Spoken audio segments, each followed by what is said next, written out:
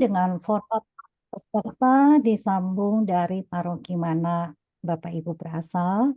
Mohon untuk tidak merekam sebagian atau seluruh pengajaran. Mikrofon tetap berada dalam kondisi mute, namun jika berkenan mohon video dapat selalu diaktifkan. Dan jika Bapak Ibu memiliki pertanyaan seputar materi pengajaran, silakan untuk mengetiknya di kolom chat dan ditujukan kepada petugas Q&A. Bagi teman-teman disabilitas yang memiliki keterbatasan, silakan untuk mengaktifkan tombol sisi pada bar di bawah layar Zoom Anda, sebagaimana nampak di layar. Mari Bapak Ibu kita mengawali pengajaran malam ini. Mari kita awali dengan doa pembuka yang akan dipimpin oleh Ibu Patricia Wiwin. Silakan Bu. Terima kasih Bu Rina. Selamat malam Romo, Bapak Ibu, teman-teman semua terkasih. Mari kita awali pertemuan malam ini dengan doa kita. Kita buat tanda kemenangan kita. Dalam nama Bapa, Putra, dan Roh Kudus. Amin. Selamat malam Allah Bapa, Allah Putra, Allah Roh Kudus. Puji syukur kami anak-anak-Mu, Kau beri kesehatan yang baik, sehingga malam hari ini kami bisa berkumpul, belajar bersama walau lewat Zoom. Kami boleh dibimbing oleh Romo Antonius Baur untuk mengerti apa sih rahmat indulgensi jubilium itu. Biarlah Engkau sendiri yang memakai anak-Mu Romo Baur untuk menjadi perpanjangan mulut dan lidah-Mu, membimbing kami. Engkau berkati Romo Baur dengan kesehatan yang baik. Kami juga berdoa untuk semua peralatan dan internet yang kami gunakan. Semoga semuanya boleh berjalan dengan lancar. Juga untuk kami yang melayani, diberi kesehatan yang baik, kekompakan, sukacita dalam melayani-Mu pada malam ini. Untuk semua peserta yang bergabung belajar bersama, juga diberi kesehatan yang baik. Dan ya Bapa, kami semua pada malam hari ini biarlah berada dalam bimbingan Roh Kudus-Mu. Doa dan pujian dan permohonan ini kami naikkan dengan perantaraan Putra-Mu yang terkasih, Tuhan dan Juru Selamat kami. Bunda Maria, lindungilah kami. Amin. Dalam nama Bapa dan Putra dan Roh Kudus. Amin. Terima kasih Bu Wiwin.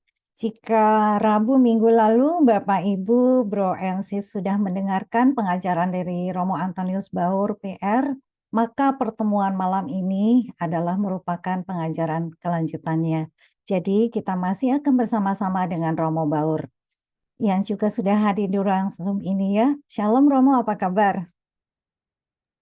Shalom, halo Bu Rina, apa kabar? Baik, tentunya dalam keadaan baik dan penuh sukacita ya Romo ya. Sehat-sehat, Ya, terima masih kasih. dengan tema yang sama yaitu rahmat indulgensi jubilium. Mari Bapak Ibu, Bro and Sis, kita siapkan diri kita untuk belajar bersama-sama menimba ilmu dari Romo yang muda dan pintar ya, yang baru saja kembali ke tanah air Romo setelah berhasil menyelesaikan studi S3-nya ya, Profisiat Romo. Dan Thank kepada you Romo banget. kami persilahkan untuk memulai. Baik, saudara-saudara, ibu bapak semuanya yang baik, suara saya terdengarkah? Terdengar, Clear? clear Romo. Clear ya. Terima kasih banyak. Senang berjumpa dengan Anda semua. Saya lebih senang lagi karena moderatornya ganti. Kemarin setiap minggu bergantian.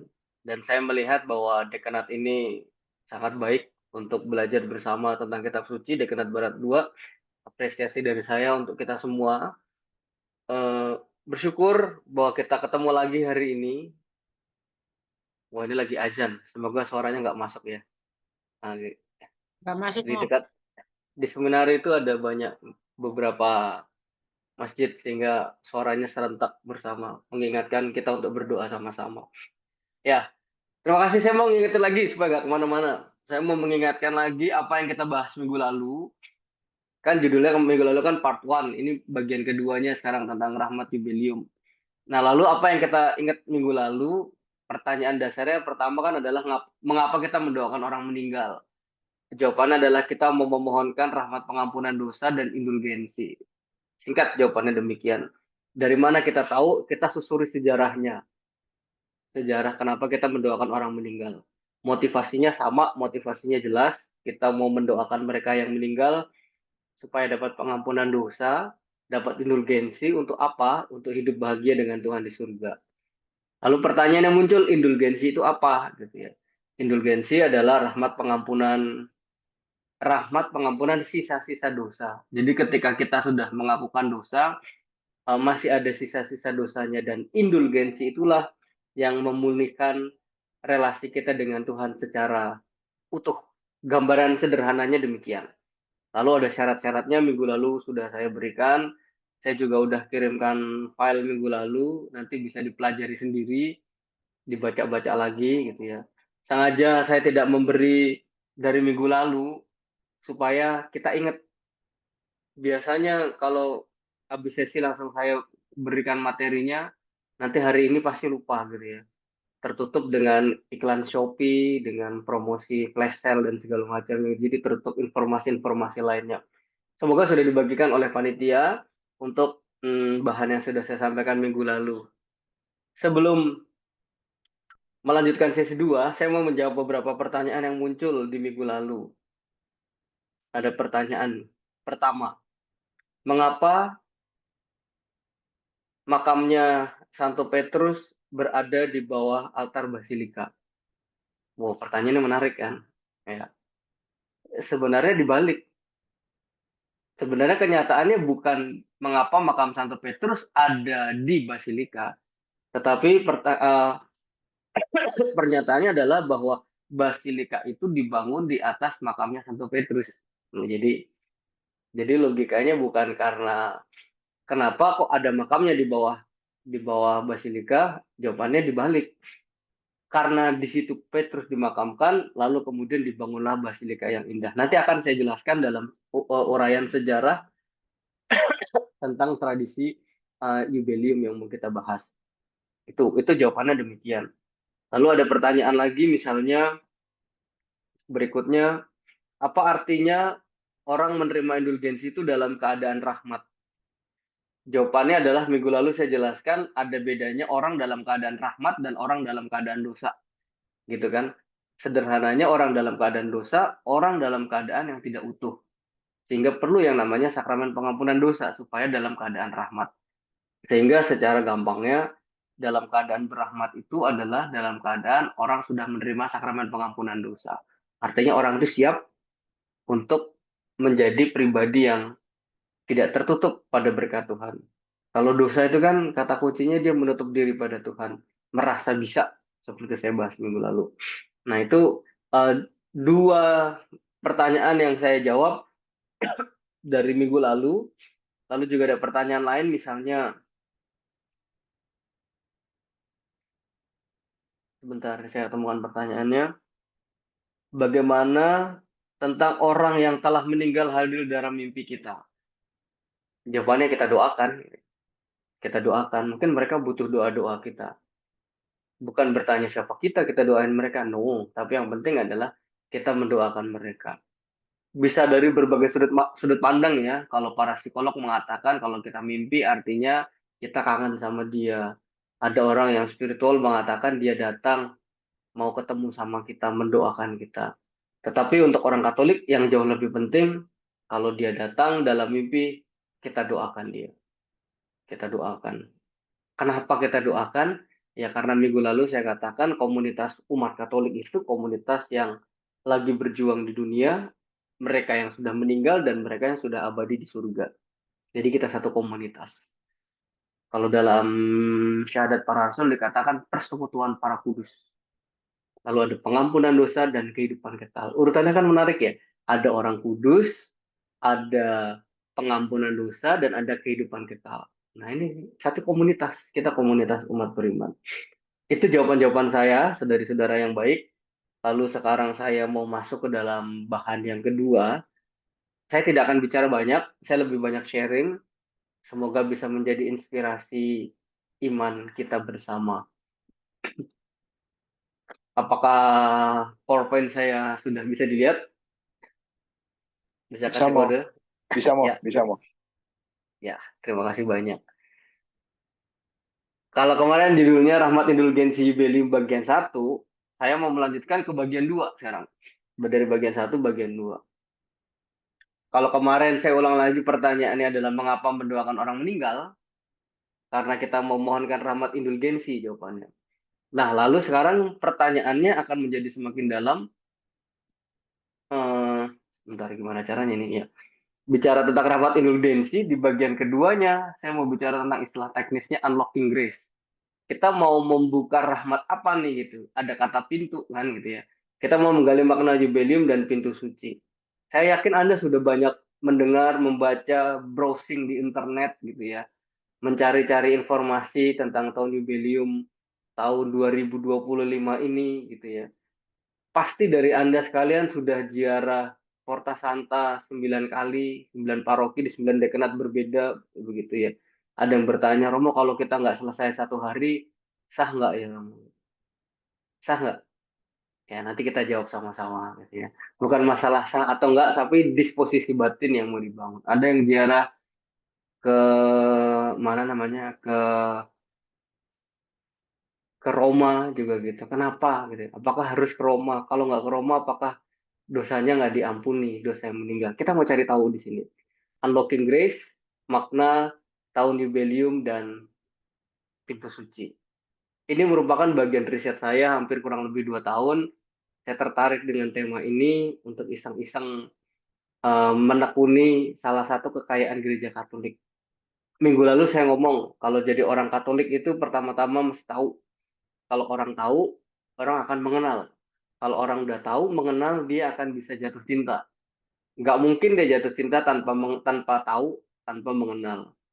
Orang jatuh cinta aja kan ngelihat ya, dilihat. Kalau orang nggak pernah melihat, bagaimana orang bisa mengenali? Bagaimana orang bisa mengenali, kemudian orang bisa beriman. Nah, inilah tahap-tahapannya yang mau saya tawarkan di sesi yang kedua ini. Semoga bisa jadi inspirasi. Ada 2 kata kunci. Tahun jubileum dan pintu suci. Ini 2 kata yang sangat erat. Sangat erat. Tahun jubileum dan pintu suci. Saya belum mengalami, eh, bukan begitu pertanyaan. Saya ingin mengatakan bahwa tahun 2025 itu tahun yang istimewa. Saya ingat tahun 2000 itu juga tahun jubileum, tahun masuk ke milenium yang kedua. Dan saya ingat waktu itu saya di seminari menengah ya, di seminari menengah Mertoidan. Begitu romo-romonya, begitu menggebu-gebu bercerita tentang tahun jubileum, tentang tradisi-tradisi gereja, yang pada saat itu saya udah lupa, udah nggak inget. Cuman inget beberapa potongan lagu yang sangat membekas. Nah, terus pertanyaan yang menarik adalah tahun jubileum dan pintu suci. Apa hubungannya? Apa keterkaitannya? Saya mau mengajak kita semua sama-sama menggali sejarahnya, mencari tahu sebagai orang Katolik. Saya yakin Anda yang ikut seminar ini bukan orang Katolik biasa. Anda adalah orang Katolik plus, gitu ya. Plus, plus, plus. Dan kita mau cari tahu plus-plusnya ini apa tentang tradisi dari gereja Katolik. Yang tidak hanya sehari jadi, tapi sudah direnungkan, sudah direfleksikan berjaman-jaman. Berbicara tentang tahun jubileum, akan sangat terkait dengan yang namanya rahmat yang dimohonkan. Kalau minggu lalu bicara tentang apa itu indulgensi, salah satu caranya adalah dengan misalnya ikut misalnya Paus gitu ya. Kayak Bu Rina itu udah salaman sama Paus Fransiskus itu. Saya pernah tunjukin fotonya gitu kan sama mamanya. Saya aja malah ngalamin salaman sama Paus Fransiskus. Ada rahmat indulgensi, ikut perayaan Ekaristi atau berkat dari Paus langsung. Kedua, tahun jubileum, kan saya jelaskan minggu lalu ya. Ada yang ketiga misalnya dengan mendoakan orang meninggal selama minggu arwah itu. Dari tanggal tanggal 1 sampai dengan tanggal 9. Ada berbagai macam bentuk. Namun kita syukuri dalam gereja Katolik ada tradisi tahun jubileum yang dirayakan 25 tahun sekali. Muncul pertanyaan, kenapa 25 tahun sekali Romo? Gitu ya. Ada apa? Nah, kalau kita orang Katolik yang benar yang sejati, kita cari tahu. Kita cari tahu akar dan sejarahnya. Dalam sejarahnya, yang menjadi sangat menarik adalah kata jubileum itu berasal dari 2 kata. Yobel dalam bahasa Ibrani dan jubilare itu dalam bahasa Latin. Ya. Jubilare ada makanya ada istilah kalau orang wisuda itu ada orang kita jubilaris. Jubilarisnya mana gitu? Jubilaris itu adalah orang yang penuh dengan sukacita, orang yang mau kita rayain, orang yang mau kita pestain. Sementara kata Yobel itu dari bahasa Ibrani terkait dengan kata sangkakala, trompet. Kenapa trompet? Ya nanti kita susuri sejarahnya dalam tradisi kitab suci. Saya ingin mengulas indulgensi dalam pemahaman terkaitan dengan tahun jubileum dalam 3 bagian kitab suci, tradisi, dan dengan aktualisasinya sekarang. Saya mau sedikit-sedikit review, nanti kalau Anda kepo lebih dalam, Anda bisa belajar dan cari informasinya lebih jauh lagi. Saya nulis buku itu ya, semoga itu bisa menjadi kekayaan inspirasi yang nanti bisa kita pelajari. Nah, ini yang namanya sangkakala kayak gini nih, saudara-saudara. Dari tanduk rusa, yang dibunyikan sebagai penanda orang memasuki yang disebut dengan tahun jubileum dalam tradisi kitab suci. Mari kita buka Imamat 25. Anda bawa kitab suci? Kalau bawa kitab suci, mari kita buka. Karena kita kursus kitab suci, kita gali kekayaan iman kita, pertama-tama kita lihat teks kitab suci. Teks yang sangat khas terkait dengan tradisi gereja Katolik yang kita punya tentang jubileum. Sudah dibuka? Silahkan, adakah yang bersedia membantu saya membacanya ini? Di mana tadi sebentar ya? Imamat bab 25. Ayat 8 sampai dengan ayat 10. Saya sudah ada teksnya ini. Ya, silahkan siapa yang bersedia membantu saya membaca. Sudah saya tuliskan teksnya di sini. 6 tahun lamanya engkau harus menaburi ladangmu, dan 6 tahun lamanya engkau harus merantingi kebun anggurmu, dan mengumpulkan hasil tanah itu. Tetapi pada tahun yang ketujuh haruslah ada bagi tanah itu suatu sabat, masa perhentian penuh, suatu sabat bagi Tuhan. Ladangmu janganlah kau taburi, dan kebun anggurmu janganlah kau rantingi. Silahkan dilanjutkan. Selanjutnya, engkau harus menghitung 7 tahun sabat, yakni 7 kali 7 tahun. Sehingga masa 7 tahun sabat itu sama dengan 49 tahun. Lalu engkau harus memperdengarkan bunyi sangkakala di mana-mana dalam bulan yang ketujuh pada tanggal 10 bulan itu. Pada hari raya pendamaian, kamu harus memperdengarkan bunyi sangkakala itu di mana-mana di seluruh negerimu. Kamu harus menguduskan tahun yang ke-50 dan memaklumkan kebebasan di negeri itu bagi segenap penduduknya. Ya, terima kasih sudah membantu membacakannya. Sebentar. Ya, silahkan dilanjutkan yang terakhir. Tahun yang ke-50 itu harus menjadi tahun Yobel bagimu. Jangan kamu menabur, dan apa yang tumbuh sendiri dalam tahun itu jangan kamu tuai. Dan pokok anggur yang tidak dirantingi, jangan kamu petik buahnya. Karena tahun itu adalah tahun Yobel. Haruslah itu kudus bagimu. Ya, terima kasih banyak sudah membantu membaca sabda Tuhan ini. Saya ingin menggarisbawahi demikian, saudari-saudara yang baik. Dalam tradisi kitab suci, dalam tradisi bangsa Yahudi, itu semuanya diatur dengan jelas, sangat jelas. Karena agamanya agama hukum kan ya. Imannya iman legalistik, diatur. Ada dikatakan tahun yang ketujuh itu sebagai berangkat dari tradisi kitab suci ya, hari penciptaan. Hari ketujuh kan Tuhan beristirahat. Dan persis dalam tradisi itu pula, pada tahun yang ketujuh, suatu tanah haruslah ada bagi tanah suatu sabat. Jadi tanah itu istirahat.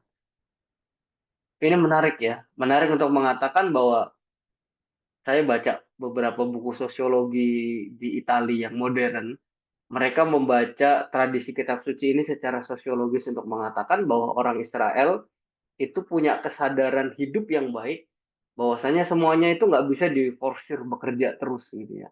Harus ada istirahat. Dan tahun ke-7 itu menjadi tahun istirahat untuk mengatakan ya bahwa manusia harus break.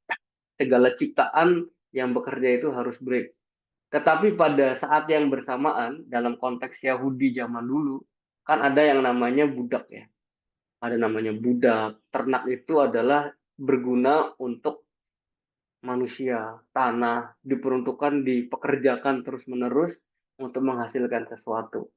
Dan pada tahun yang ke-7 ini, dalam tradisi orang Yahudi itu, ada tahun di mana tahun pembebasan.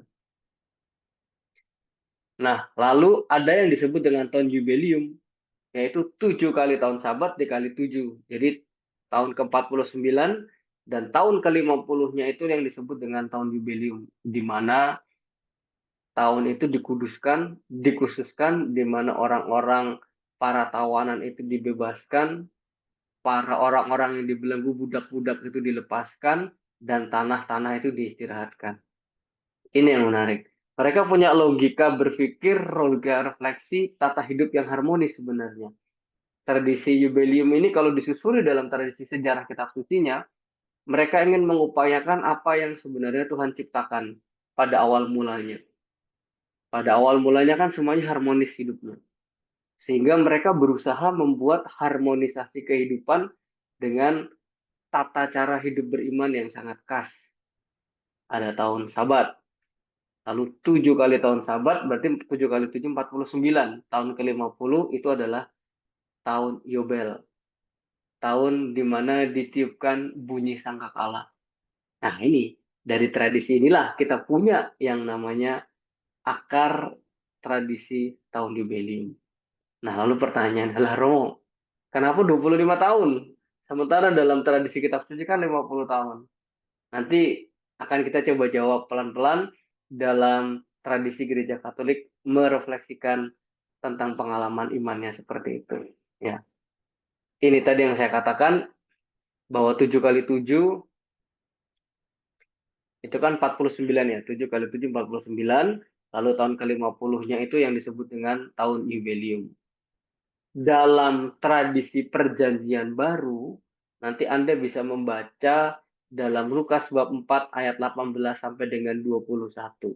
Ada yang bisa membantu membaca, saya tidak menyertakan teksnya, silahkan buka kitab suci Anda dan saya minta tolong salah satu membacakannya. Lukas bab 4 ayat 18 sampai 21. Roh Tuhan ada padaku, oleh sebab Ia telah mengurapi aku untuk menyampaikan kabar baik kepada orang-orang miskin, dan Ia telah mengutus aku untuk memberitakan pembebasan kepada orang-orang tawanan dan penglihatan bagi orang-orang buta, untuk membebaskan orang-orang yang tertindas, untuk memberitakan tahun rahmat Tuhan telah datang. Kemudian ia menutup kitab itu, memberikannya kembali kepada pejabat, lalu duduk. Dan mata semua orang dalam rumah ibadat itu tertuju kepadanya. Lalu ia mulai mengajar mereka, katanya, pada hari ini genaplah nas itu sewaktu kamu mendengarnya. Demikianlah sabda Tuhan. Terpujilah Kristus. Ya, terima kasih sudah dibantu baca. Dan ini kata kuncinya. Untuk memberitakan tahun rahmat Tuhan telah datang. Untuk memberitakan tahun pembebasan. Ukurannya apa? Ukurannya dalam perjanjian baru dikatakan, aku menyampaikan kabar baik kepada orang-orang miskin. Ia telah mengutus aku untuk memberitakan pembebasan kepada tawanan-tawanan. Dan penglihatan bagi orang-orang buta. Membebaskan orang tertindas. Pembebasan. Sehingga jubileum itu dalam tradisi perjanjian lama dan perjanjian baru dipahami hal yang sama terkait dengan pembebasan. Pembebasan apa?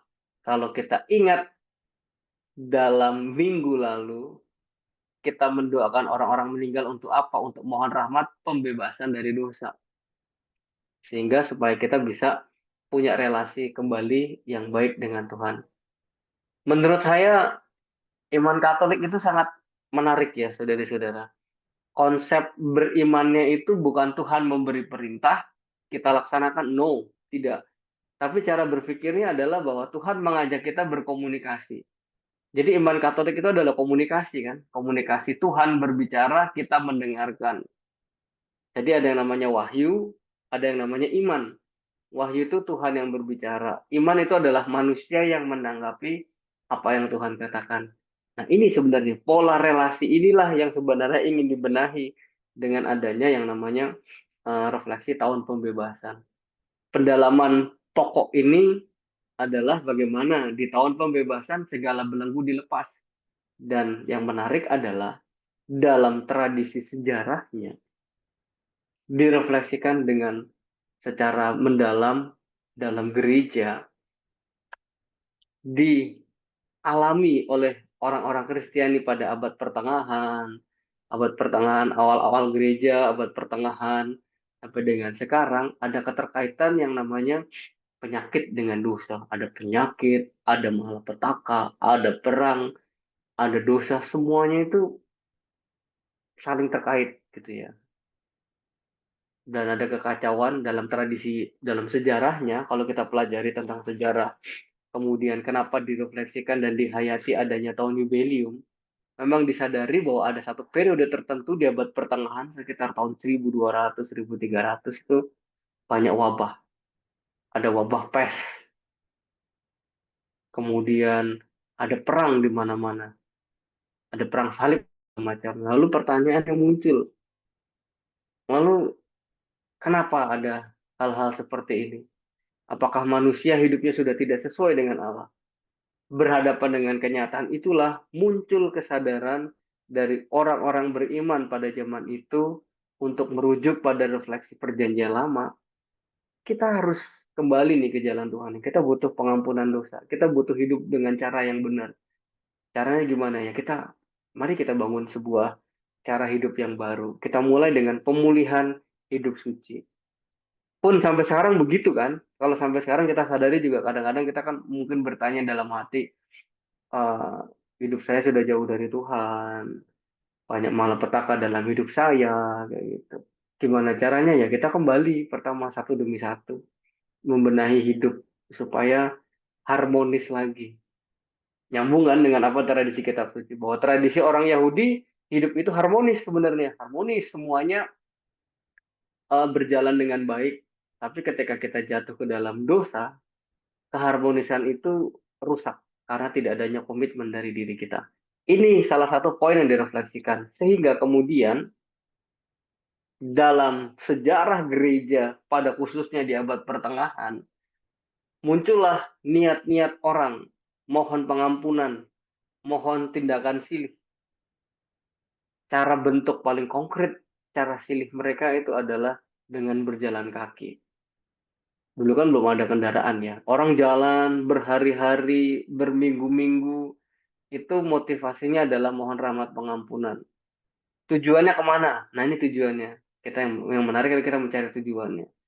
Dalam tradisi gereja salah satunya itu adalah mereka dulu pergi ke Santiago, Santiago de Compostela. Ada yang tahu kenapa orang pergi ke sana, Santiago Compostela? Atau ada yang sudah pernah ke sana? Kenapa orang berziarah berjalan menuju Santiago? Santiago itu di Spanyol bagian utara ya, udah dekat dengan Portugal. Kenapa orang ke sana dalam tradisinya? Ada yang tahu? Kenapa tradisinya? Karena tradisinya di Santiago itu diimani ada makamnya Santo Yakobus. Yakobus tua, bukan Yakobus muda ya. Kalau Yakobus muda dengan Filipus itu dimakamkan di Roma. Ada di dalam satu basilika besar, di bawah altarnya ada makamnya beliau.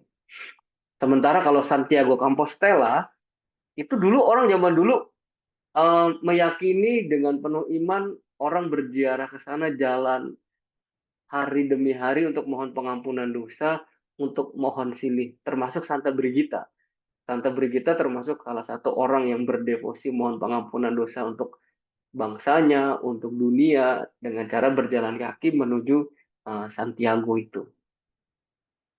Tak hanya itu, tapi kemudian berkembang satu tradisi yang juga diimani banyak orang beriman. Orang beriman Katolik ya, dari berbagai negara datang. Yaitu mereka datang ke Vatikan. Kenapa orang datang ke Vatikan alasannya? Karena ada, karena ada.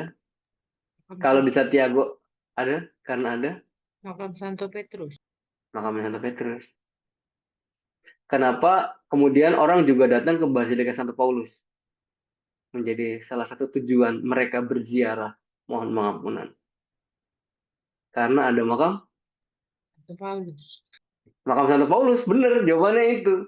Sehingga pertanyaannya kemarin ada umat, ada kelompok kita yang bertanya, kenapa di Basilika Santo Petrus ada makamnya di Basilika Vatikan ada makam Santo Petrus?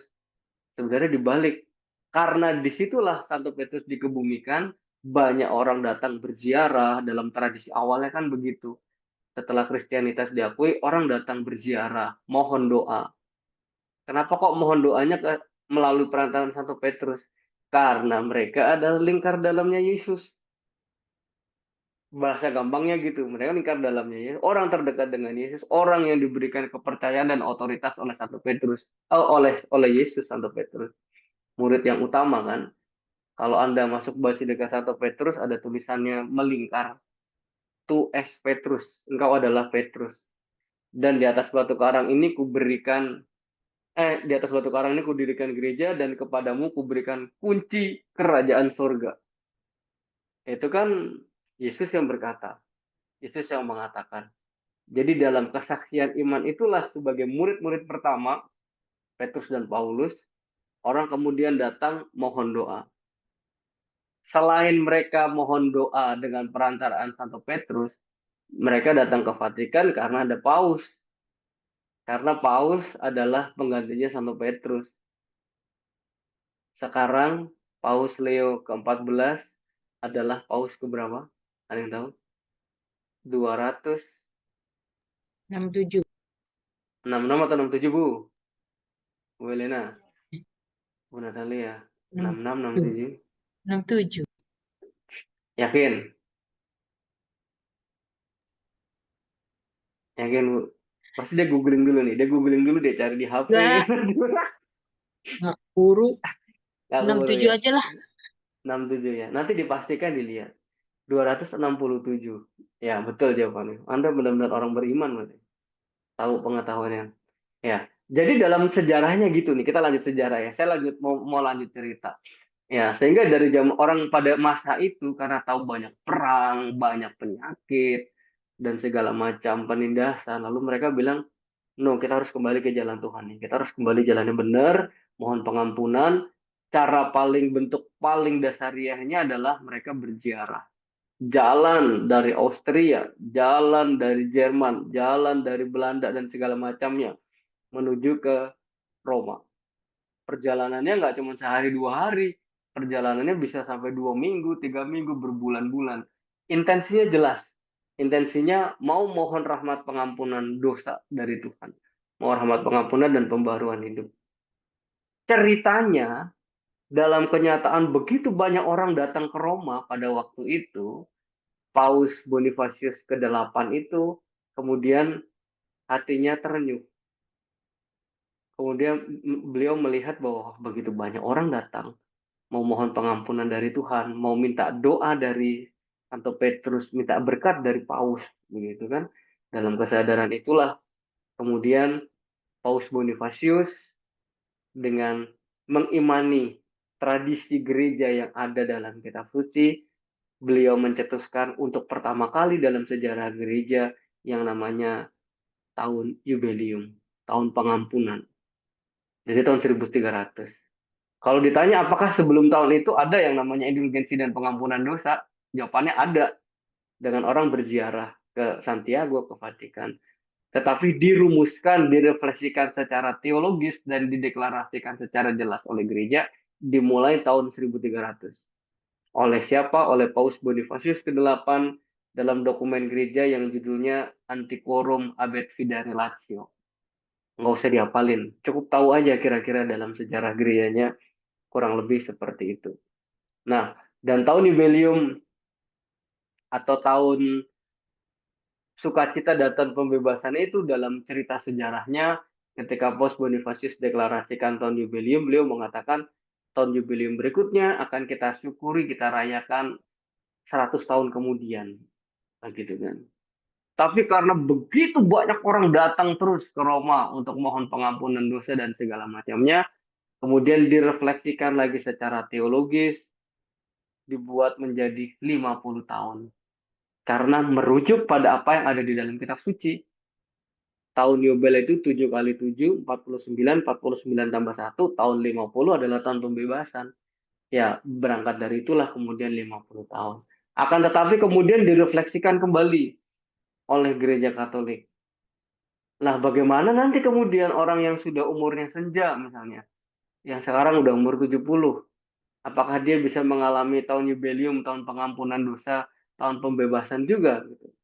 Kemudian gereja Katolik, Paus merefleksikan, saya tidak menyebut Paus siapa, nanti you bisa baca dalam sejarahnya, saya sudah tuliskan tadi sudah ada eh, bocoran-bocoran sedikit, ada buku yang bisa Anda baca, bisa pelajari sebagai orang Katolik gitu ya. Nah, kemudian dinyatakan oleh Paus kita syukuri tahun jubileum itu setiap 25 tahun sekali. Supaya apa? Supaya umat bisa semakin dekat, supaya bisa mengalami pengalaman iman dan pengampunan dosa. Terus muncul pertanyaan, kenapa sih Paus begitu otoritatif bisa menentukan 50, 100, 25 tahun dan segala macamnya? Jawabannya jelas. Karena Yesus memberikan primat, memberikan wewenang kepada Petrus dan para penerusnya untuk memberikan rahmat pengampunan dosa. Bukan mereka yang memberi pengampunan dosa, tapi Tuhan. Tetapi para rasul, Paus, dan para penggantinya itu adalah perantara. Sehingga demikian dikatakan bahwa ya dirayakan 25 tahun sekali.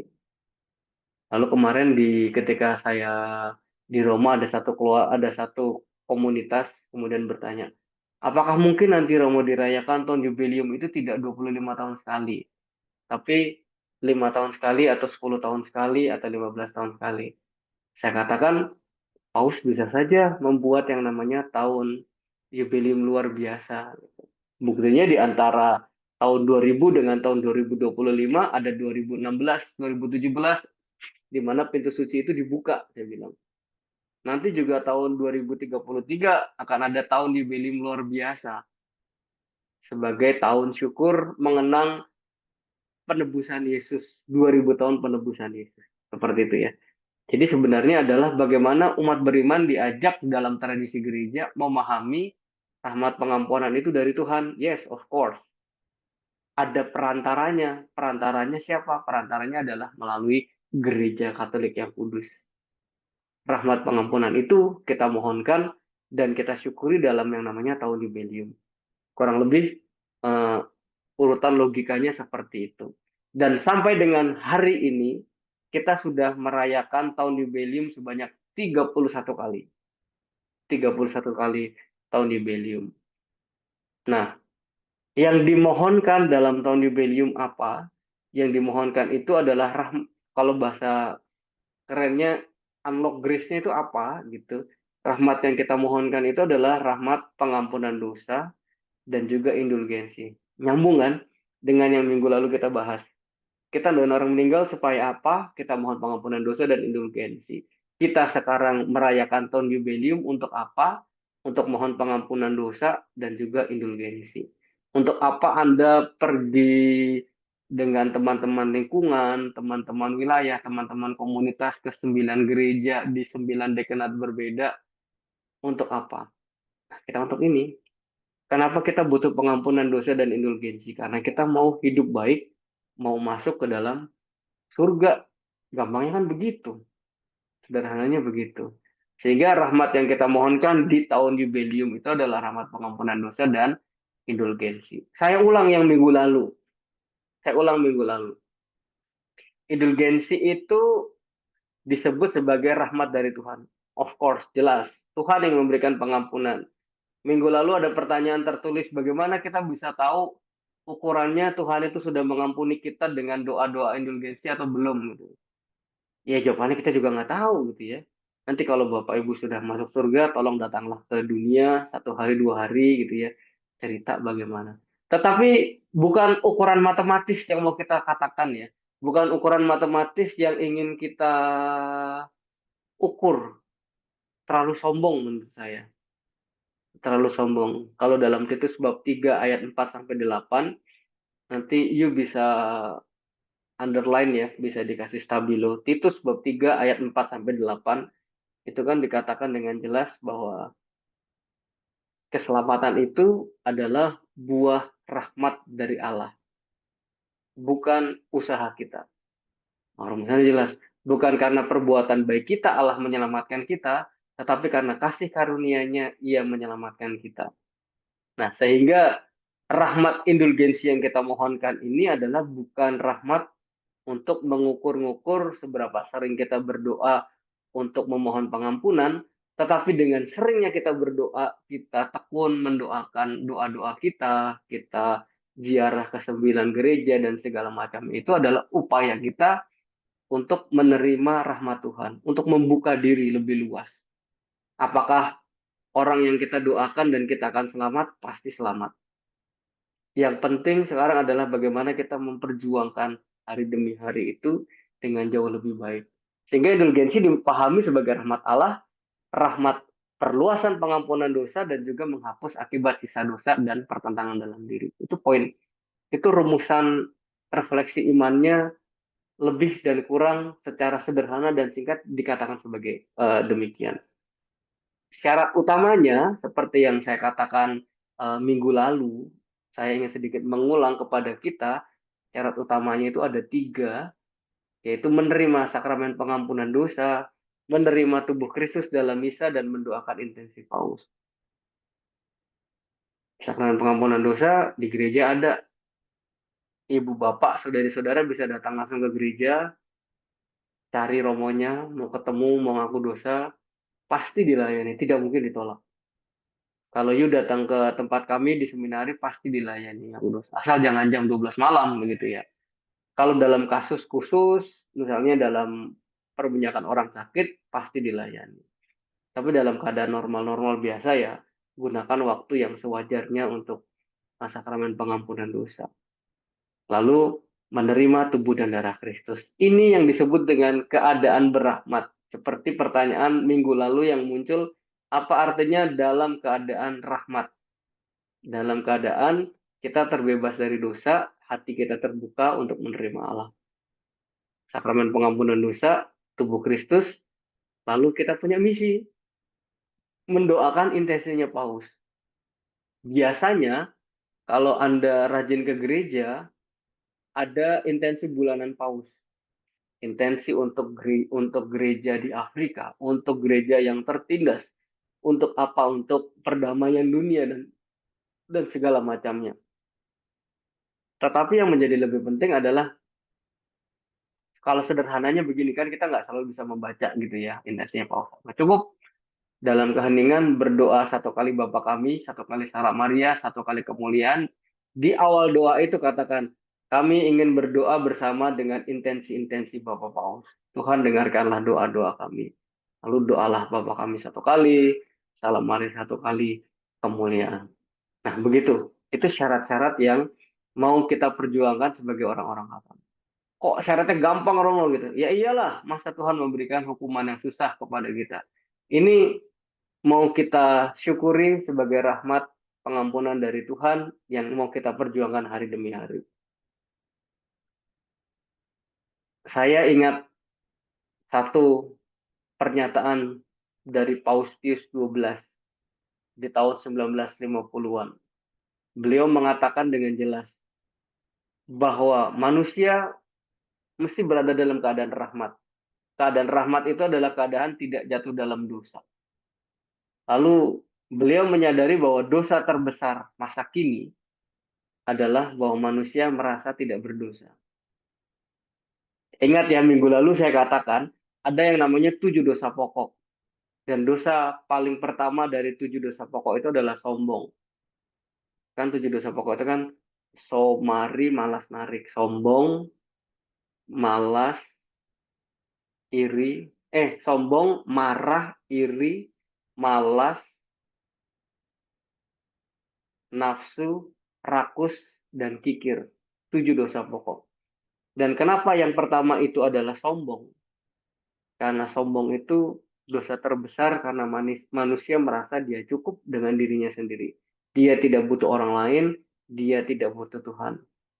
Inilah yang direfleksikan dalam zaman sekarang oleh Pius XII bahwa merasa tidak berdosa. Nah, nggak apa-apa lah kayak gini, dia aja melakukan kok. Dia aja melakukan kok. Saya ingat ada satu Romo pembimbing para frater dalam satu sharing cerita ke saya. Orang ini aja nggak baik kok Romo gitu. Kenapa bisa berjalan seperti itu hidupnya? Lalu dengan sadar Romo itu mengatakan ya, kalau kamu tahu itu tidak baik, kenapa kamu ikutin? Kamu kan punya prinsip, kamu punya keyakinan iman, punya identitas yang jelas. Identitas itulah yang mau kita perjuangkan, prinsip itu yang mau kita upayakan dengan lebih baik. Nah itulah yang mau dikatakan bahwa kadang-kadang perasaan tidak berdosa itu menjadi dosa terbesar di masa kini. Perlu waspada, perlu hati-hati dengan kenyataan yang ada pada masa ini. Sehingga kita menutup diri berada dalam keadaan tidak berahmat nanti. Nah, lalu dikaitkan tahun jubileum indulgensi dengan pintu suci. Karena tradisinya dulu dalam tradisi gereja orang berziarah ke Roma, ke makamnya Santo Petrus, ke makamnya Santo Paulus, dan segala macamnya itu ditandai oleh gereja Katolik dengan yang namanya pintu suci. Pintu sucinya ini nih, ada pintu suci Basilika Santo Petrus yang kemudian dibuka tanggal 24 Desember 2024. Saya ikut misa pembukaannya bersama dengan Paus Fransiskus dan nanti akan ditutup tanggal 6 Januari 2026. Saya membaca buku sejarah gereja bahwa ada periode-periode di mana pintu suci itu dibuka oleh Paus A lalu ditutup oleh Paus B. Saya tulis di dalam buku ini, dalam buku yang saya tulis ini ada. Lalu saya membayangkan bahwa kita sekarang jadi saksi sejarah. Kita jadi saksi sejarah gereja bahwa yang buka pintu suci tahun jubileum 2025 itu Paus Fransiskus dan yang nutup Paus Leo ke-14. Saksi sejarah gitu ya. Tahun 2016 Paus Fransiskus dua-duanya. Tahun 2000 yang buka Paus Yohanes Paulus II. Tapi kita jadi saksi sejarah dua paus pada waktu yang bersamaan melanjutkan tradisi gereja tentang rahmat, pengampunan dosa, dan indulgensi itu sendiri. Ya, ini selanjutnya saya mau tampilin beberapa gambar aja. Yang menarik itu, gereja Katolik itu mendokumentasikan, menyimpan banyak hal sangat detail. Salah satunya ini, kalau Anda punya kesempatan pergi ke Museum Vatikan, itu disimpan palu dan sekop ketika orang membuka pintu suci gitu ya. Jadi tanggal 24 bulan 12 2024 kemarin Paus Fransiskus membuka koridor dengan mengetuk pintu 3 kali, diketuk, lalu ada palunya gitu ya. Ada palunya. Nah, yang kotak-kotak ini 1825 ini menjadi penanda bahwa tahun jubileum tahun 1825. Sangat menarik. Sangat menarik untuk dikenali bahwa tanda-tanda iman itu disimpan, diabadikan untuk melihat bahwa iman Katolik itu dibangun hari demi hari. Dan saya kagum ketika melihat di Museum Vatikan ada palunya, ada sekopnya untuk kemudian menutup lagi pintu suci di Basilika Santo Petrus, di Basilika Santa Maria Maggiore, di Basilika Lateran, dan juga di Basilika Santo Paulus. Itu ya. Itu menjadi sangat menarik untuk kita kenali dan kita refleksikan. Saya sampai sini dulu. Apakah ada pertanyaan? Nanti bagian terakhir sedikit saya mau bersharing-sharing satu dua hal. Silahkan jika ada pertanyaan dulu, supaya tidak terlalu capek mendengarnya. Nanti setelah break sejenak kita akan masuk ke sesi tanya jawab, Romo. Hmm. Oke, kita break sebentar ya. Kita break 5 menit supaya nggak terlalu capek melihat layar, nggak terlalu capek mendengarkan juga. Iya, Baik, Ramo, kalau gitu kita iya. akan tampilkan pengumuman terlebih dahulu. Silakan mohon bantuannya, Si Susi. Oke.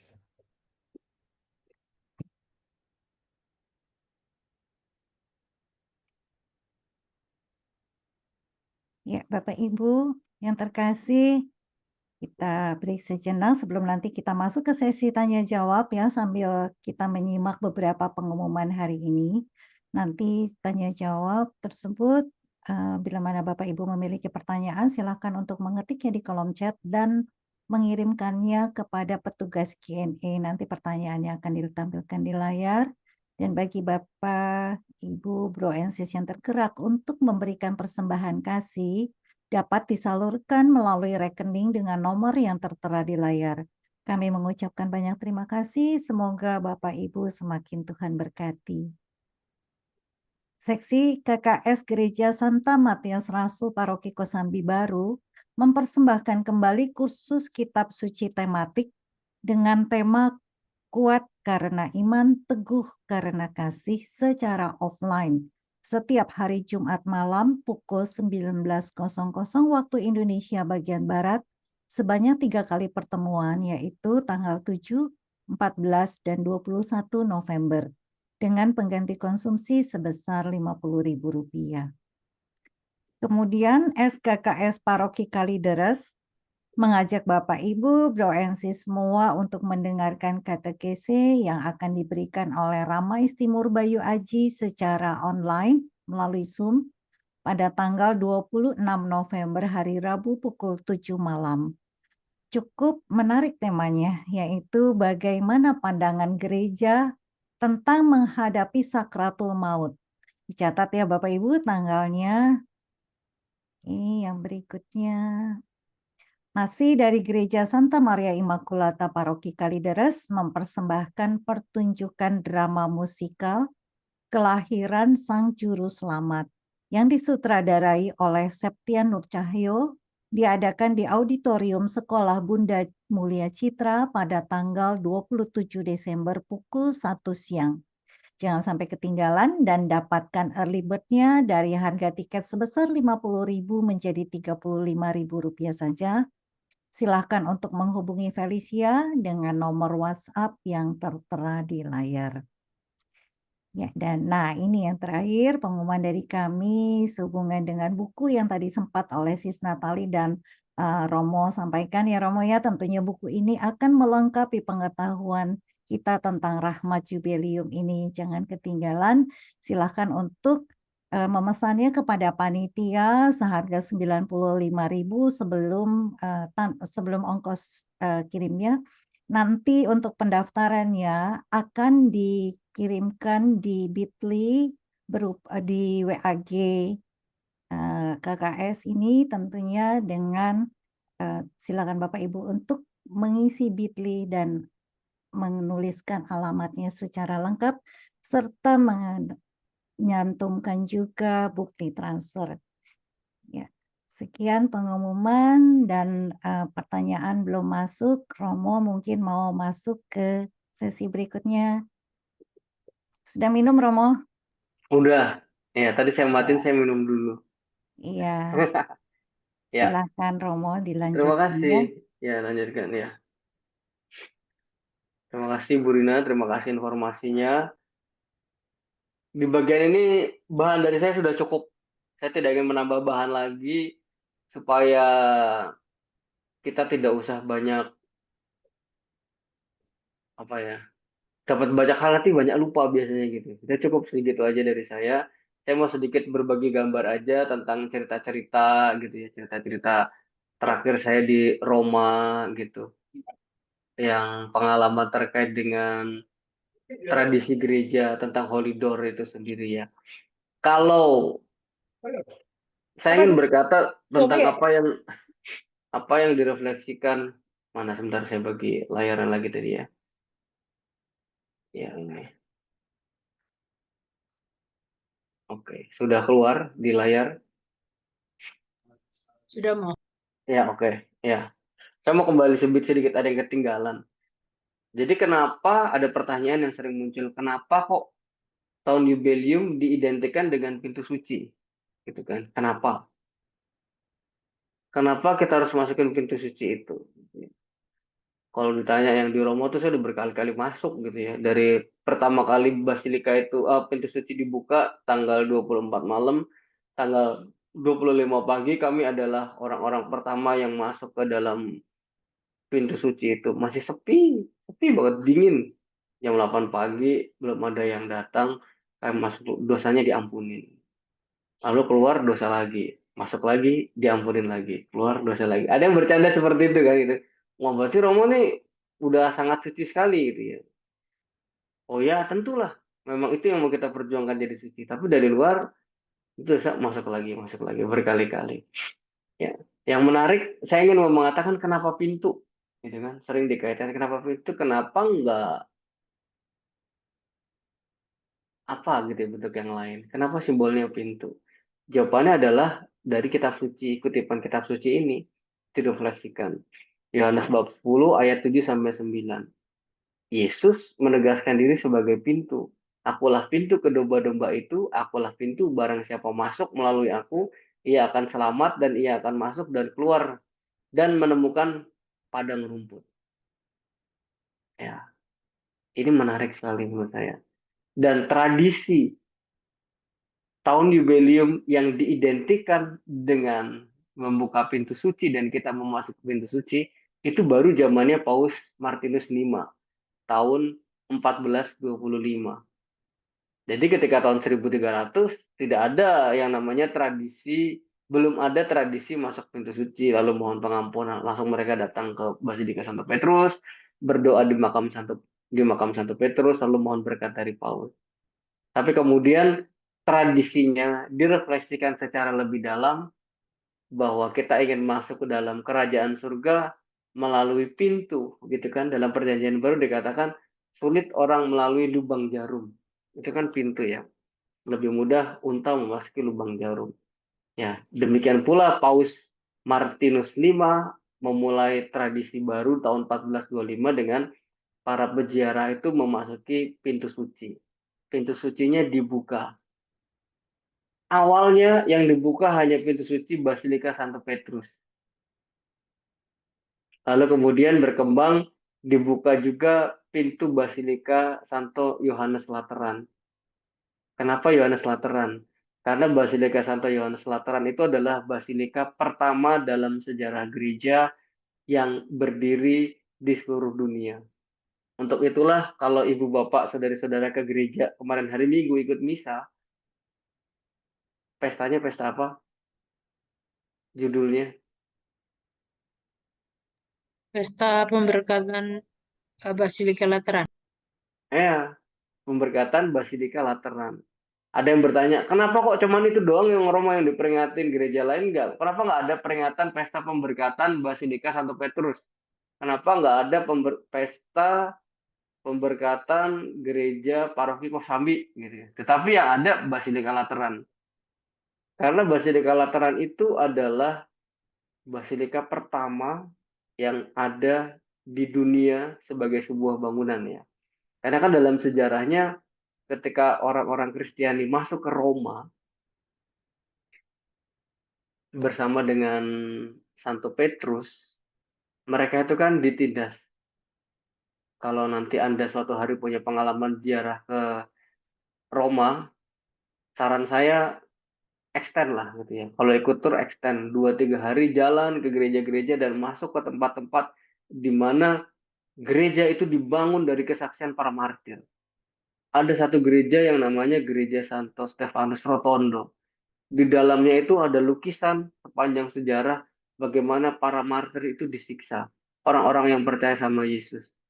Ada yang dicemplungin ke dalam air panas gitu ya. Ada yang dipanah dan segala macam. Ada yang dilempar ke kandang anjing-anjing liar, dimakan serigala gitu.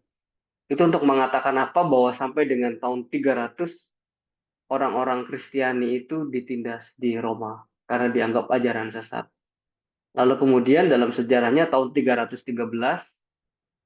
kita kenal ada namanya Santa Monica. Santa Monica itu adalah mamanya Kaisar Konstantinus. Beliau sangat percaya dengan Yesus dalam iman Kristiani. Sampai satu titik singkat cerita si mamanya Konstantinus itu meminta Konstantinus, kamu pergi berperang, bawalah tanda salib. Dan ketika dia bawa tanda salib itu, dia berperang dan menang. Sejak saat itulah dia mengimani bahwa Tuhannya orang Kristiani inilah orang yang membawa pada kemenangan bagi bangsa Romawi.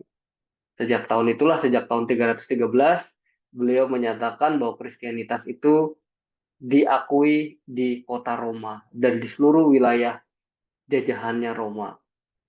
Nah, sejak saat itulah Kristianitas diakui, tidak lagi orang-orang Kristiani ditindas, disiksa, dan menjadi martir, tetapi kemudian karena diakui itu bertumbuh kembanglah gereja sampai dengan hari ini. Lalu kemudian 324 dibangunlah sebuah basilika, sebuah gereja untuk paus sebagai pemimpin gereja tertinggi. Di mana itu? Di Basilika Lateran. Sehingga kalau sampai sekarang ditanya di mana gereja paling tua di seluruh dunia, jawabannya adalah gereja bangunan Basilika Lateran. Karena dari Basilika Santo Yohanes Lateran itulah lahir beribu-ribu gereja di seluruh dunia sampai dengan di gereja di paroki kita masing-masing. Dan di gereja itulah ada yang namanya tahta paus sebagai uskup Roma. Jadi yang perlu kita tahu sebagai orang Katolik adalah paus itu sebenarnya adalah uskup. Paus itu adalah uskup Roma. Apakah tabisannya sama dengan Bapak Kardinal Suharyo dengan Monsinyur Anton di Bandung? Sama, sama-sama uskup. Beliau menjadi koordinator dari semua uskup-uskup di seluruh dunia. Dan itu yang disebut dengan paus. Gampangnya gitu ya. Tapi rahmat tabisannya adalah rahmat tabisan uskup. Sehingga kalau ditanya, uskup Roma itu siapa ya Romo? Uskup Roma itu adalah ya paus. Paus itu sebagai uskup Roma. Kalau Anda ikuti Instagramnya Vatikan, hari-hari ini tuh lagi muncul gelar-gelarnya Paus Leo. Salah satunya disebut sebagai pontif, pemimpin tertinggi gereja, para hamba Allah. Dan salah satunya disebut dia sebagai uskup kota Roma. Nah itu dia. Di mana kursi kepemimpinannya di dalam Basilika Santo Yohanes Lateran. Itu ceritanya. Kenapa kemudian disebut Basilika Yohanes Lateran itu sebagai basilika yang pertama dan kita peringatannya setiap tahun dalam tradisi gereja 9 November. Ini saya mau berbagi gambar aja. Bahan saya sudah selesai. Saya mau berbagi gambar aja ini Basilika Santo Petrus, pintu sucinya yang dibuka tanggal 24 bulan Desember 2024. Maaf. Dan ditutup 6 Januari 2026. Nah, ini gambarannya kayak gini. Ini video ini saya ambil ingat persis ketika Paus Fransiskus meninggal dunia. Ya. Mohon maaf. Ya, jadi ketika Paus Fransiskus meninggal itu antriannya panjang sekali orang yang mau berdoa dan melayat ya. Saya bersama teman saya Romo Abraham dari Venezuela datang jam 5 pagi ngantri lalu bisa masuk baru jam 9 gitu ya. Panjang sekali. Mohon izin minum sebentar ya saya, Ibu Bapak. Silakan Romo.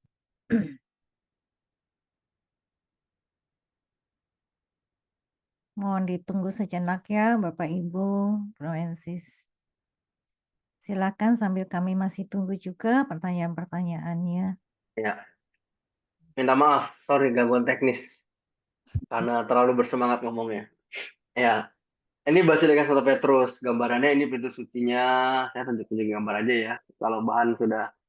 Nah, ini Basilika Santo Petrus. Kalau malam hari kayak gini, pintu sucinya tuh berada di sebelah kanan. Nanti di kenapa disebut pintu sucinya ada 4? Ya karena 4 itu adalah 4 basilika utama di kota Roma. Kalau kita bicara tentang orang yang mau berziarah ke kota Roma ya, pertanyaannya apakah semua orang harus ziarah ke sana untuk mendapatkan indulgensi? Jawabannya tidak.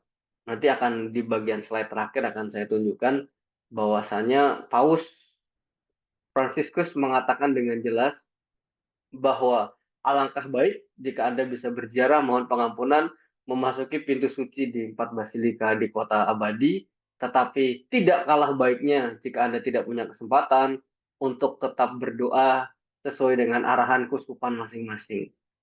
Dan Kuskupan Agung Jakarta itu kan membuat kebijakan di 9 gereja, di 9 dekanat yang berbeda. Wah, itu kan menarik, seru ya. Saya ingat waktu Bapak Uskup ikut konklav di Roma itu, beliau cerita, "Orang mau tahu nggak?" "Nggak tahu Bapak Uskup, ada apa?" gitu. Beliau cerita, "Kalau hari Sabtu pagi itu bisa ada berbis-bis rombongan datang berziarah ke pintu suci katedral." Oh, berarti kan Anda semua orang-orang saleh semua ya, yang ingat bahwa kita perlu menyiapkan diri dengan baik untuk hidup lebih baik dan mohon pengampunan serta indulgensi. Nah, saya harap nilainya itu jangan hilang gitu ya. Supaya tidak berhenti pada pengalaman bahwa aku ziarah rame-rame dengan teman-teman yang punya pengalaman bisa ziarah ke Roma, lalu mengatakan aku pernah ke Roma, posting foto dan segala macam, finish. Tidak itu, tetapi nilai yang lebih dalam inilah yang mau coba kita refleksikan dan kita pahami lebih dalam tentang rahmat apa? Rahmat supaya kita diampuni, supaya kita bisa hidup jauh lebih baik sambil mendoakan saudara-saudara kita yang sudah meninggal dan juga mereka yang mungkin tidak ada yang mendoakan. Ini Basilika 1 Petrus. Terus ini hari pertama koridor dibuka. Saya dengan beberapa teman Romo, dengan suster, dengan ini ada videonya ya. Jadi kelompok kami asal masuk masuk bersama-sama dengan rombongan, ada yang Indonesia, ada yang orang Itali, dengan grup kecil. Bahasanya tidak nyambung, tetapi kalau tanda salib sama-sama tanda salib. Sama-sama doa salam Maria, mereka menangkap, mereka pakai bahasanya sendiri, kami pakai bahasa Inggris, pakai bahasa Latin, mereka semuanya nyambung untuk berdoa bersama, dan itulah kehebatannya gereja Katolik. Di mana-mana sama tata cara upacaranya. Nah, minggu lalu ada yang bertanya di mana diletakkan jenazahnya Santo Petrus, persis di bawah altar ini. Ini saya ngambil gambar ini dari atas ketika kalau kita mau naik ke dalam kupolanya Basilika Santo Petrus ya. Dan ini yang saya katakan tadi, ada tulisannya, engkau adalah Petrus, tuas Petrus, et superhang, dan di atas batu karang ini tulisannya melingkar, akan kudirikan gerejaku dan kepadamu Dabo akan kuberikan kunci kerajaan surga. Nah ini yang saya katakan tadi, primatnya dari Tuhan Yesus kepada Petrus, itulah yang kita imani sampai hari ini sebagai kepemimpinan gereja. Gereja yang mengantar orang pada keselamatan. Sumbernya apa, Romo? Ini teks kitab sucinya.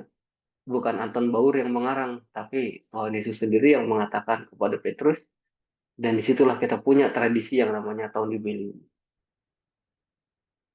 Gambar-gambar aja. Ini adalah belakangnya makamnya Santo Petrus. Syukur kepada Allah, kami pernah merayakan misa di sini. Ini belakangnya makam Santo Petrus, ini tampak depannya, di dalamnya ini. Dan ini adalah 3 pintu suci yang lain. Pintu suci Basilika Santo Paulus, Basilika Santo Lateran, dan juga Santo Yohanes Lateran, dan Basilika Santa Maria Maggiore. Untuk 3 basilika ini tidak ditutup bulan Januari, tapi akan ditutup pada bulan Desember ini. Hanya Santo Petrus yang ditutup tanggal 6 Januari. Ini saya kasih keterangannya ya. Ada yang dibuka tanggal 8 Januari, ditutup sampai 28 Desember 2025. Ini gambarannya seperti ini. Ini Basilika Santo Paulus.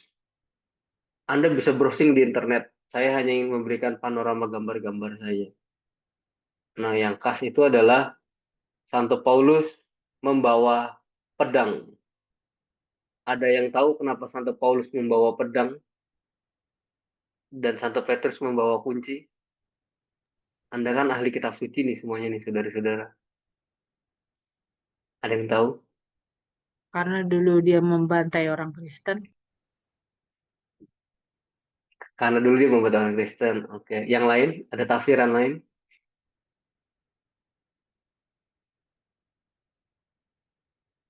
Ada lagi yang lain? Kalau Petrus kenapa bawa kunci? Karena dia dikasih kunci surga sama Yesus. Karena kasih kunci surga. Makanya dekat-dekatlah dengan Santo Petrus, ibu bapak. Supaya kita bisa masuk surga, dikasih kuncinya kan. Ya. Sebenarnya simbolisasi Santo Paulus membawa pedang itu adalah simbol. Kalau Anda cari nanti cari teksnya ya. Silahkan cari teks persisnya. Paulus pernah berkata, sabda Tuhan itu tajam seperti pedang. Jadi kalau pedang itu kan bukan samurai ya. Kalau pedang itu kan tajam dua-duanya ya, kiri kanan kan, depan belakang itu kan tajam. Untuk mengatakan apa? Sabda Tuhan itu tajam, bisa menusuk yang mendengarnya, tapi juga bisa menusuk mereka yang menyabdakannya. Nah, sehingga ada dampak dua sisi dari sabda Tuhan itu. Kena kamu juga kena aku gitu.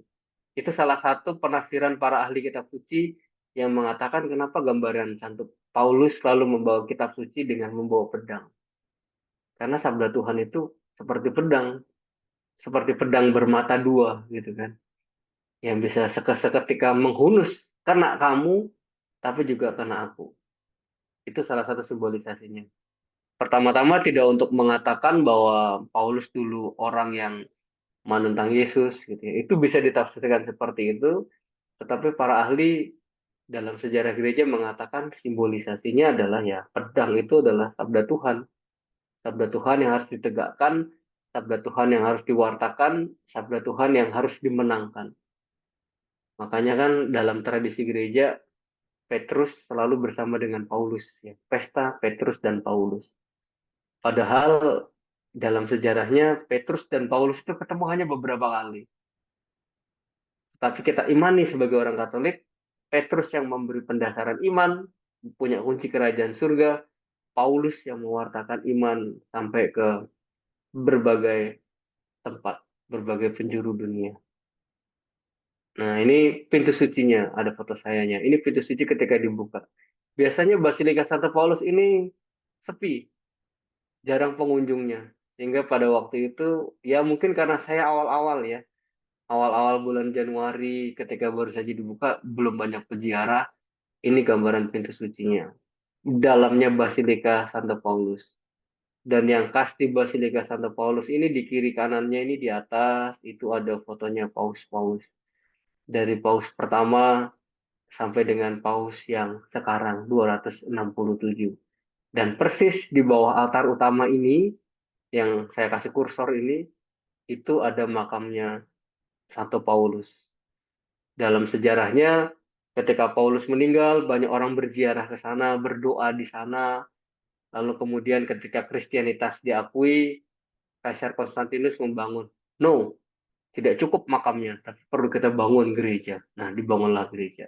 Dulunya gerejanya kecil, kecil-kecil, tapi dalam sejarah berkembang, berkembang, berkembang, dan sampai menjadi gereja yang sangat bagus.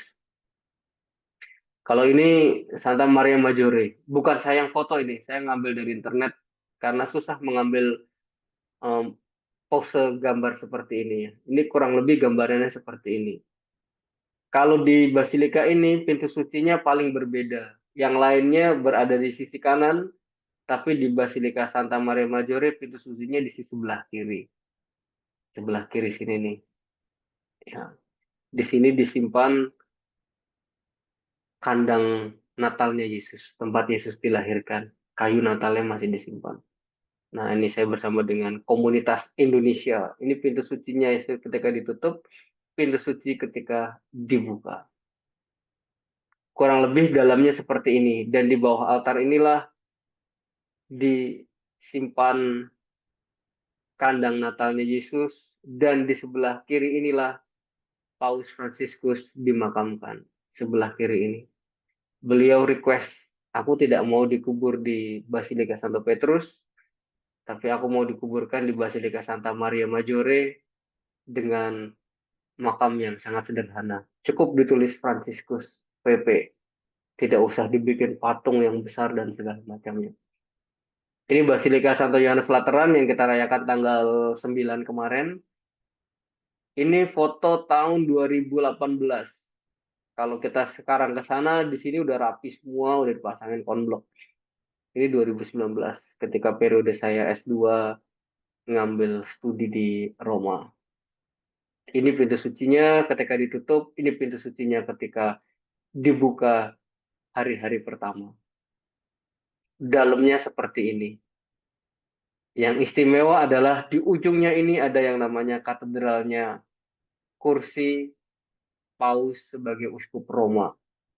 Dan di bagian atas ini, di atas altar utama disimpan relikuinya Santo Petrus dan Santo Paulus. Di altarnya ini. Dan ini kiri kanannya itu adalah patung 12 Rasul Yesus.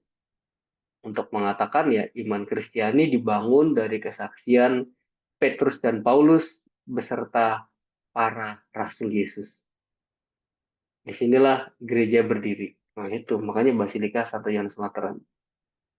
Pertanyaannya terakhir, lalu bagaimana di Keuskupan Agung Jakarta?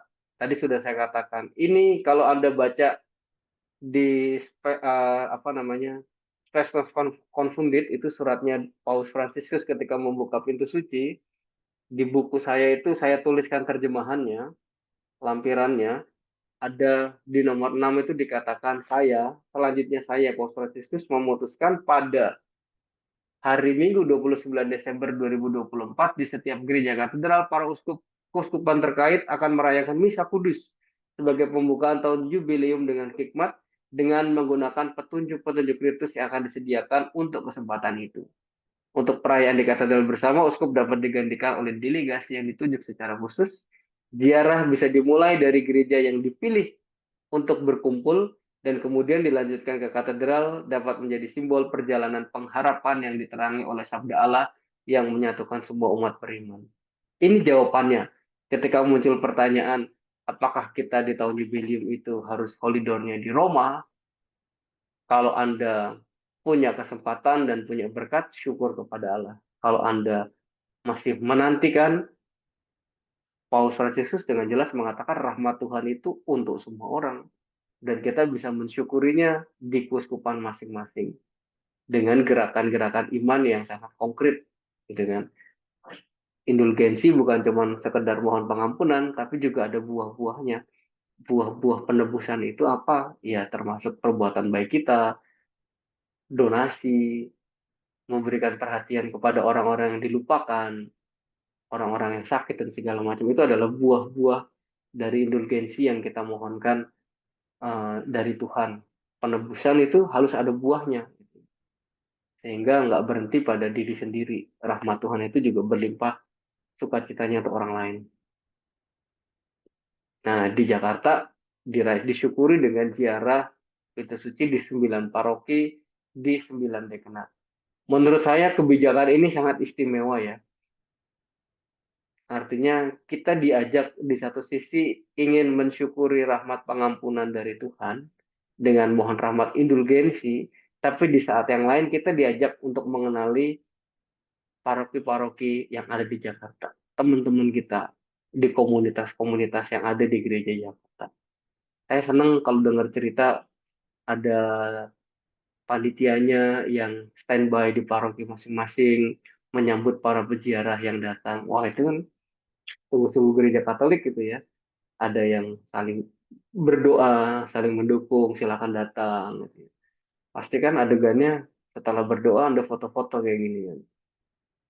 Ini yang paroki Pinang, ini ada ziarahnya dan segala macamnya.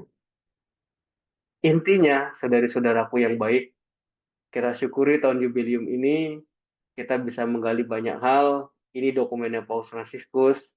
Dan yang paling penting adalah rahmat yang kita mohonkan, pengampunan dosa, indulgensi yang membuka kita kepada pengharapan.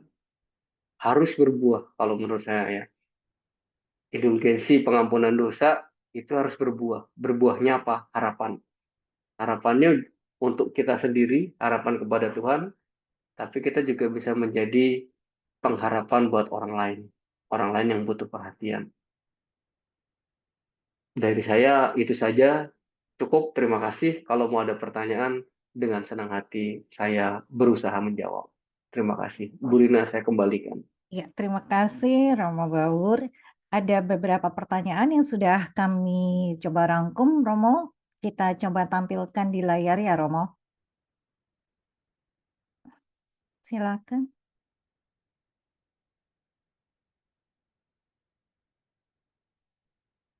Saya bantu bacakan, Romo. Agak ketutup ya.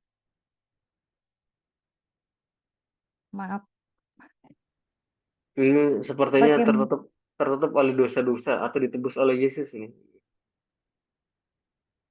Nah ini, Ah, bagaimana kalau keportasan tanpa pengakuan dosa? ya, hendaknya kalau Anda ingin mendapatkan indulgensi, hendaknya Anda, tadi syaratnya 3 kan, menerima sakramen pengampunan dosa, ikut misa, sama mendoakan intensi Paus. Gitu. Sehingga kalau pertanyaannya bagaimana ke Porta Santa tanpa pengakuan dosa, ya bisa Anda ke Porta Santa. Gitu. Tetapi akan menjadi sangat indah, akan menjadi sangat sempurna sebagai orang beriman dengan menerima pengampunan dosa. Lalu pertanyaan, Romo saya udah Porta Santa tapi belum mengaku dosa. Kira-kira diampunin nggak dosanya ya? Jawaban saya begini, jika Anda punya kesempatan ngaku dosa, segeralah ngaku dosa. Supaya pengalaman pertobatan Anda menjadi utuh. Rahmat indulgensi yang diterima itu menjadi penuh. Manfaatkanlah tahun ini sebagai tahun yang istimewa dari tahun-tahun lainnya. Terima kasih. Terima kasih. Ibu Katarina. Ya.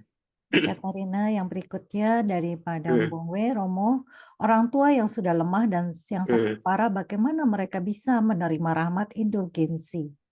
Caranya. Ya, baik, terima kasih.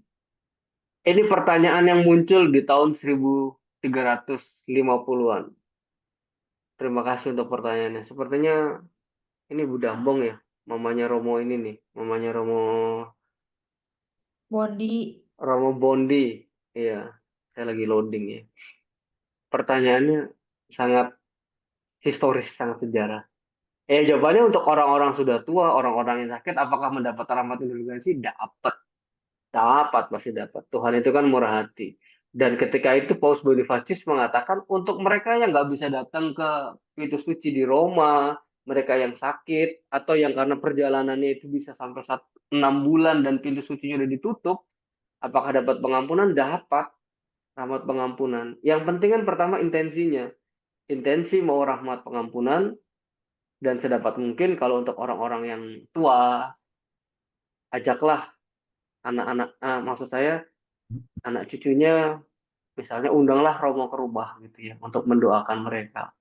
Syukur-syukur menerima rahmat sakramen pengampunan dosa. Syukur-syukur menerima pengurapan orang sakit. Ya. Kadang-kadang kan orang sering salah kaprah ya. Orang menerima sakramen pengurapan orang sakit itu takut.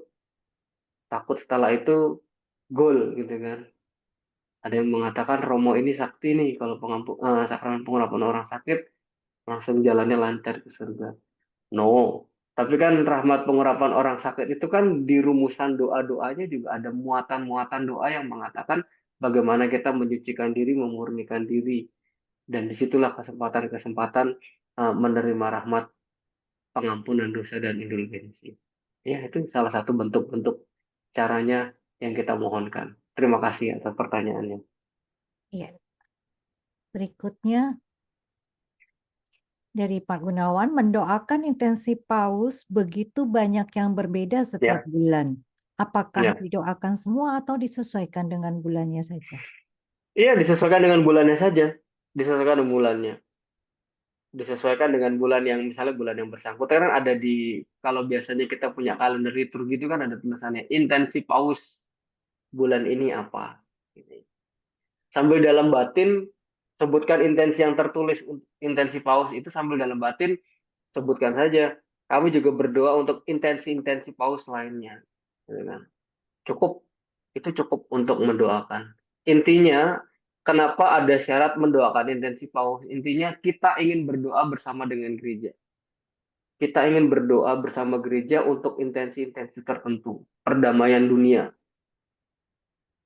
untuk mengatasi perang misalnya kayak segala macam. Paus Francis kan dan Paus Leo berkali-kali mengatakan ajakan untuk mendoakan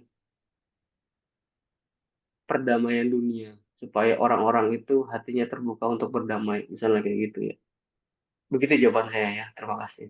Baik, yang berikutnya Romo. Hmm.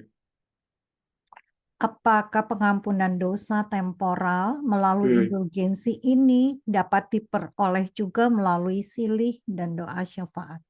Hmm. Ya beda lah ya. Kalau pengampunan dosa temporal melalui indulgensi ini diperoleh melalui doa silih dan doa syafaat. Saya kurang paham nih doa silih dan doa syafaat ini apa ya. Kurang paham. Supaya kita tidak tercampur dengan tradisi-tradisi yang populer yang berkembang ya gitu ya.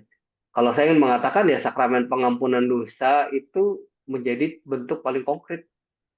Ya, terimalah rahmat sakramen pengampunan dosa itu bentuk pengampunan dosa paling konkret sebagai orang Kristiani dan dari situlah kita dapat menerima juga rahmat indulgensi dengan peziarahan kita ke pintu suci salah satunya gitu ya atau mendoakan jiwa-jiwa yang sudah meninggal. Ya, kalau di dalam melalui silih dan doa syafaat ini kan tidak tertulis dari yang saya sampaikan kemarin dalam poin-poin yang ada. Nanti saya tampilkan lagi poinnya itu. Jawaban saya begitu ya, Bapak Ari. Terima kasih. Ya, yang berikutnya Romo. Hmm. Kapan tahun jubileum berakhir Romo dari Bu Ana?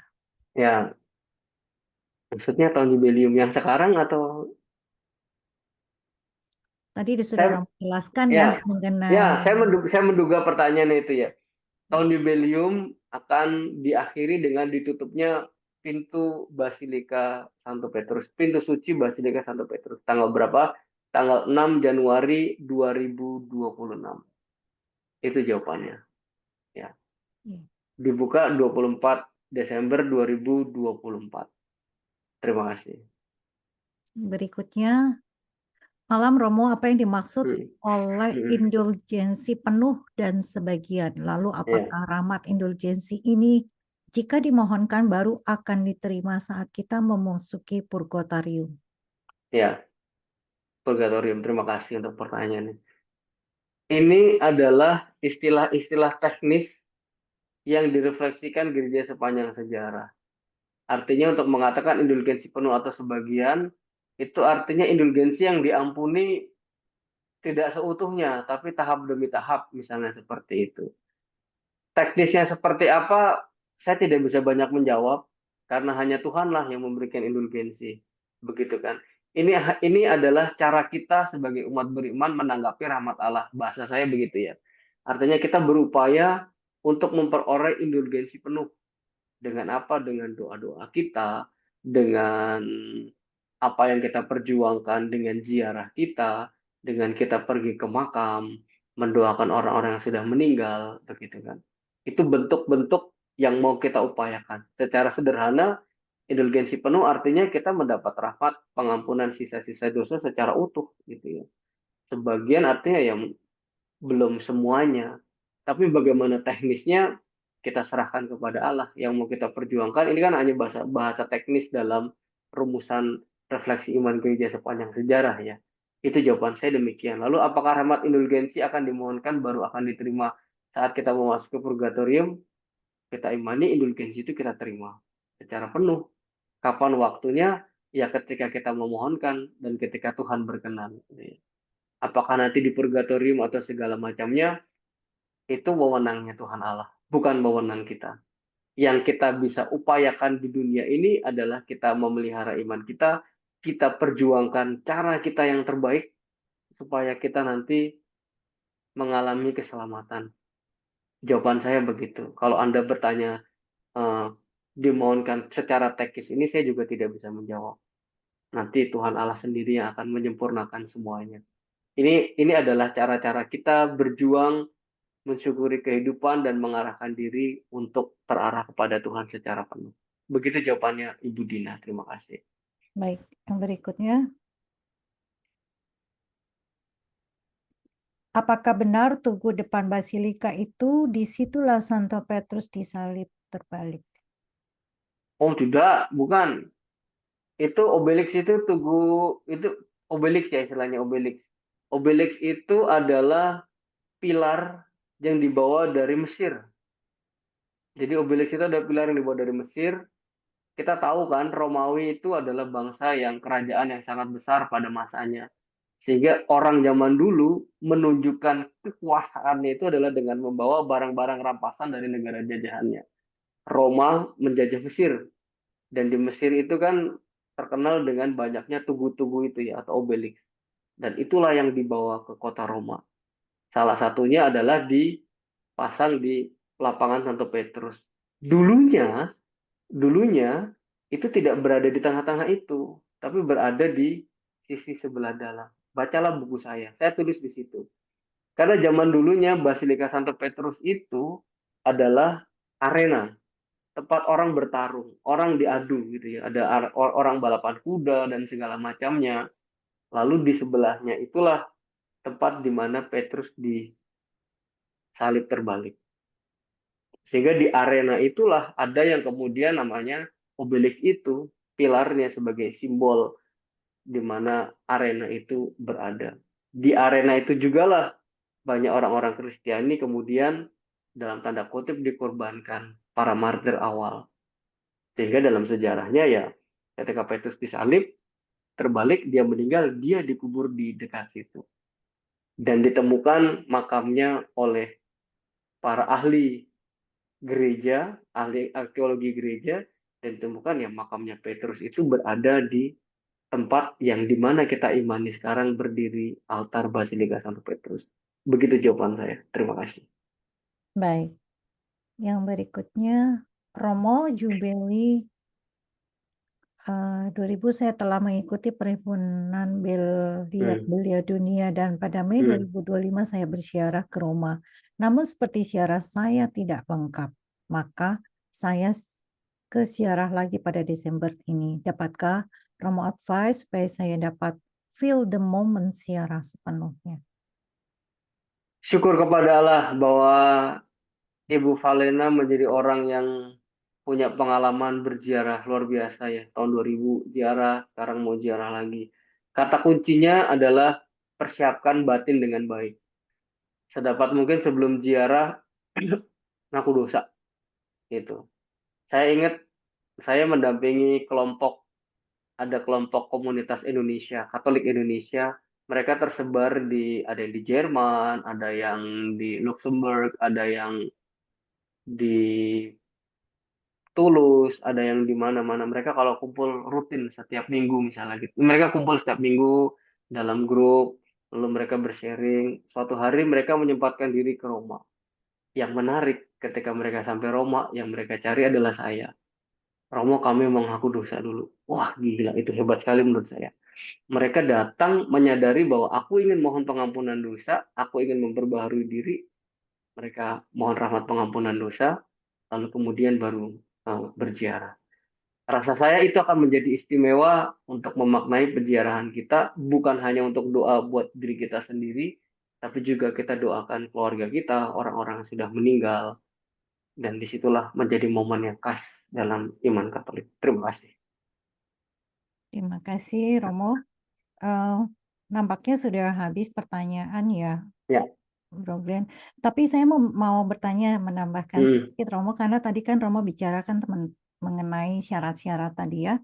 Apakah syarat-syarat itu berarti boleh tidak beraturan ya Romo? Oh, nggak apa-apa. Maksudnya seri-seri nggak beraturan gimana? Ziarah Sorry, dulu, sorry. kemudian kan masih dalam tahun jubilium ini lakukanlah Ya, pengakuan dosa. Berarti kan ya, tidak beraturan itu Romo. ya. Sedapat mungkin idealnya ngaku dosa dulu. Jadi kalau saya contoh orang Italia itu sangat Katolik sebenarnya. Saya suka merhatiin kalau mereka ke gereja itu tidak semuanya komuni. Saya suka nanya, habis misa saya tanya, kamu orang Katolik bukan sih? Saya tanya gitu. Saya orang Katolik Romo. Tapi saya tahu saya berada dalam keadaan dosa. Saya nggak mau komuni dulu. Jadi setelah misa mereka ketemu saya ngaku dosa. Habis itu minggu depannya mereka misa. Atau saya standby sebelum misa. Sebelum misa nanti ada umat datang ngaku dosa. Lalu kemudian setelah itu mereka baru ikut misa sambut komuni. Idealnya seperti itu, saudari dan saudara yang baik, Ibu Rina yang baik. Jadi sangat baik jika kita menyempatkan confession, lalu ikut misa. Nah, nanti ketika masuk pintu suci, kita doakan intensi paus dengan satu Bapa Kami, satu Salam Maria, satu kemuliaan. Ini yang mau kita upayakan dengan jauh lebih baik. Terima kasih. Iya. Bukan bicara urut-urutan, tapi hendaknya seperti itu yang sangat lebih baik. Terima kasih. Ya, luar biasa ya Romo. Jadi mumpung masih ada waktu ya Romo, Ya, tinggal betul. 2 bulan lagi, mari kita Masih 2 bulan lagi. Jadi Ya. pasti kehadiran Romo di sini juga Tuhan Yesus yang kirim ya Romo ya, supaya kita Amin. tidak menyia-nyiakan kesempatan yang Tuhan berikan melalui rahmat pengampunannya di tahun ini Romo. Amin. Pertanyaannya sudah selesai, kita akan berfoto bersama terlebih dahulu karena berdasarkan info Romo masih bisa lanjut ya Romo ya, saya harap. Ya, Sis, kita foto terus saya mohon undur diri ya. Oke, Terima kasih. baik. Saya Ya, mendapatkan ya. info begitu. Jadi Ya. Bapak Ibu yang terkasih, kita buka video terlebih dahulu yuk. Kita abadikan pertemuan kita bersama Romo Anton Baur pada malam hari ini. Karena sesaat lagi Romo akan undur diri, namun Bapak Ibu mohon tetap stay di ruang Zoom ini karena sesi yang ditunggu-tunggu juga di penghujung acara ada Wheel of Fortune. Bapak Ibu akan memperoleh buku yang ditulis dengan sangat luar biasa oleh Romo Anton Baur. Itu akan membuka cakrawala kita lebih dalam lagi dan menambah pengetahuan kita tentang rahmat jubilium ini. Baik, silakan bagian ini pada panitia dokumentasi, mohon bantuannya. Ada oke, kita layar. mulai. Pajang giginya. Halaman pertama, tolong jangan pakai emoticon dulu. Halaman pertama. Halaman kedua. Oh, ya tidak ada yang buka. Oke, selesai Romo. Ya. Disilakan open mic Romo, Bapak Ibu Oh mohon ya. tetap Ya. stay di Zoom ya. Romo mau Terima undur kasih diri, semuanya. Terima Saya kasih, undur Mo. diri. Bahannya akan saya sampaikan ke Ibu Natalia nanti. Supaya Ibu Ya. Natalia tidak dikejar-kejar lagi. Kasihan. Baik, Ya. terima kasih. Pamit, Bye, pamit. Mo. Terima kasih. Mohon Kita maaf akan semuanya. langsung masuk ke Ya. sesi Wheel of Fortune. Oke, Sis bye. Natalia, Grazie silakan. mille. Pamit, pamit. Oke, Bapak Ibu sebentar ya. Saya siapkan dulu. Saya cek dulu terakhir yang absen sampai saat ini baru 35 orang. Semoga yang tidak absen tidak ngiri. Bentar. Oke. Kita coba orang pertama.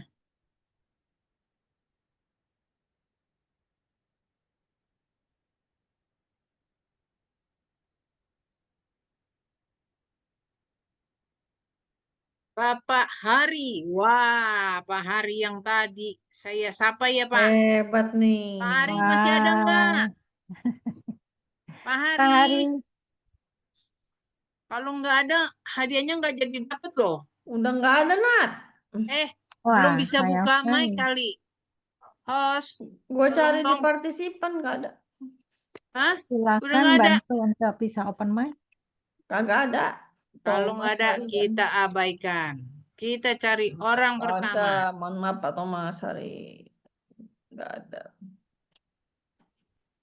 Dapat pergi. Ibu Helena. Wah, ini mah sulit kirimnya. Di Belanda kumaha ya. Minta Ini maaf, nggak ada, saya ibunya tidak udah nggak bisa ada. kirimnya.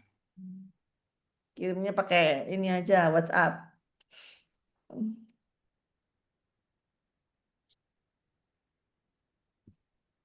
Ibu Marcelina Hasna. Harusnya ada ya. Ada nih, masih ada ibunya. Ada ibu saya. Oke.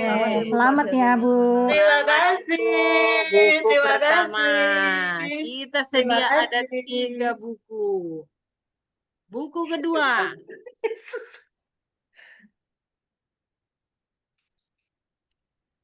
Sis Valena, minta maaf Sis Valena. Wow. Saya tidak Congratulations. bisa kirim ke sana. Ya, nanti Kita dikirim coba ya. buku kedua. Oh, Mrs. Valena mau ke Indonesia kan bulan Desember ini? Oh, saya punya anak yang pergi karena saya ke rumah Ibu, sekali lagi. Ibu Valena ada di kota mana sih? Kota Kinabalu. Oh, oke. Bapak Laurentius Melvin. Ada. Masih ada. Ada ya? Ada. Selamat ya, Oke. Pak. Kita cari orang ketiga. Orang ketiga, jangan Dodo aja. Jangan Dodo. Serius. Oh, ini Ibu Yeay. Lydia. Ini pemenang kuis saya nih. Ada nih, ada. Oke. Sudah hadir, Bu. Terima Lydia. kasih. Yuk. Terima Sip. kasih, Bu Nat. Berarti sudah selesai. Sisanya Oke. silahkan beli. Nanti saya sudah share linknya. Iya, segera isi ya Ibu, Bapak Ibu, karena bukunya juga terbatas ya. Baru saja Romojo juga mempromosikannya ya, si Stefani. Baik Bapak Ibu, kita akan akhiri acara kita dan sebelumnya mari kita sambut Ibu Stefani Aditya Varna untuk memberikan salam penutup dan bahkan menginformasikan kegiatan kita selanjutnya. Silakan, si Stefani. Terima kasih Sis Rina, terima kasih Natalia. Ibu Bapak, Suster, saya mau mengucapkan banyak terima kasih karena kita sudah sampai di pengajaran ultimate ya, yang terakhir di tahun 2025. Kita menutupnya dengan baik, membungkusnya dengan topik tentang Yubelium, dan saya pribadi sungguh bersyukur punya teamwork yang kompak, yang juga bersukacita, dan yang pastinya sangat happy untuk melayani ibu bapak semua dalam kursus kitab suci tematik tahun ini. Untuk tahun depan, nanti kita akan update di dalam WhatsApp group untuk ibu bapak suster yang belum tergabung dalam WhatsApp group kursus Dekanat Barat 2, tolong boleh informasikan kepada kami di kolom chat untuk bisa kami tambahkan dalam WAG. Karena semua informasi mengenai jadwal kursus tahun depan, apa itu nanti di-spill ya di dalam grup. Jangan buru-buru leave grup dulu, jangan buru-buru leave Zoom juga, karena masih banyak berita dan informasi yang sangat memberkati untuk teman-teman ibu bapak semua. Juga tadi sudah di-spill sama Sis Priorina ya. Untuk buku Romo Anton Baur bisa diperoleh dengan mengisi Google Form yang sudah disiapkan oleh panitia. Buku ini sangat bagus. Buku ini sudah disounding sama Romo Baur ketika beliau studi S3 doktoralnya yang baru rampung Juli kemarin. Itu beliau sudah merencanakan begitu banyak hal untuk ditulis, dan saya sangat bersyukur akhirnya bukunya rampung dan tadi juga sudah dipromo sama Romo Yosef ya. Saya keduluan dong berarti. Oke. Nah, untuk menutup rangkaian kursus tematik pada tahun ini, saya juga ingin mengucapkan permohonan maaf apabila dalam rangkaian kursus sepanjang tahun ini terdapat kekurangan, terdapat juga hal-hal yang belum berkenan di hati ibu bapak sekalian. Kami akan terus menjadi pelayan-pelayan yang berusaha untuk memfasilitasi keinginan Bapak Ibu semua untuk mengenal sabda Tuhan dengan lebih baik dan lebih dalam. Di tahun berikut kami akan ngegas lagi ya dengan kejutan-kejutan yang pastinya tidak mengecewakan. Seperti kata Paus Fransiskus, pengharapan tidak mengecewakan. Saya mau menutup juga dengan pantun nih ya. Oke, belajar bersama penuh sukacita. Cakep, Oke, sabda Tuhan jadi pegangan. Mari cakep. melangkah di tahun rahmat-Nya, hidup bersyukur dalam pengampunan. Terima kasih Tuhan Yesus memberkati. Terima kasih, Sus Stefani. Baik Bapak Ibu, kita hening sejenak, kita satukan hati, kita tutup pertemuan ini dengan doa, dengan harapan juga. Kita akan segera berjumpa kembali sambil menantikan program-program yang ciamik dari Sis Stefani selaku koordinator atau ketua dari KKS Dekanat Barat 2 ya, Sis Stefani. Baik, kepada Bu Lani, mohon bantuannya untuk memimpin doa penutup. Baik, terima kasih Sis Priorina. Mari teman-teman semua kita satukan hati dalam doa. Dalam nama Bapa dan Putra dan Roh Kudus. Amin. Allah Bapa yang Maha Rahim, kami bersyukur atas seminar hari ini. Terima kasih atas Roh Kudus-Mu yang menuntun hati dan pikiran kami, sehingga kami makin memahami tentang kasih dan pengampunan-Mu yang berlimpah. Berkati kami semua yang hadir di sini. Semoga benih sabda dan pengetahuan yang kami dapat hari ini tumbuh subur dalam kehidupan kami. Semoga segala yang kami lakukan senantiasa memuliakan nama. Biarlah doa ini kami sampaikan lewat pengantaran Kristus Tuhan yang pengantara kami. Amin. Dalam nama Bapa dan Putra dan Roh Kudus. Amin. Amin. Selamat malam, selamat beristirahat. Shalom, Tuhan memberkati. Terima kasih. Selamat malam, Ibu Terima Bapak kasih, semuanya. Bu Natatali. Thank you. Thank you. Good evening, Bye-bye. everyone. Thank you Selamat semua. malam. Selamat malam. Sampai ketemu di Zoom berikut. Stay tuned. Bye-bye. Bye.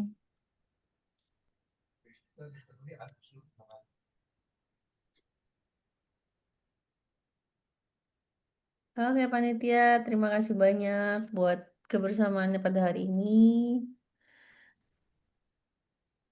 Nah, Terima kasih. Selamat malam, Bu Malam, Stefani. Pak malam, Santi. Bapak, Pak Kardi, Selamat makasih. malam. Iya.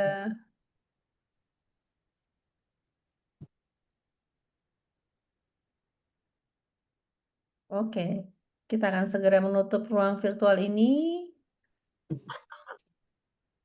Oke, Izin sampai tutup jumpa. ruangan ya. Ya, Sampai thank you, jumpa. Selamat Glenn. malam. Sampai jumpa.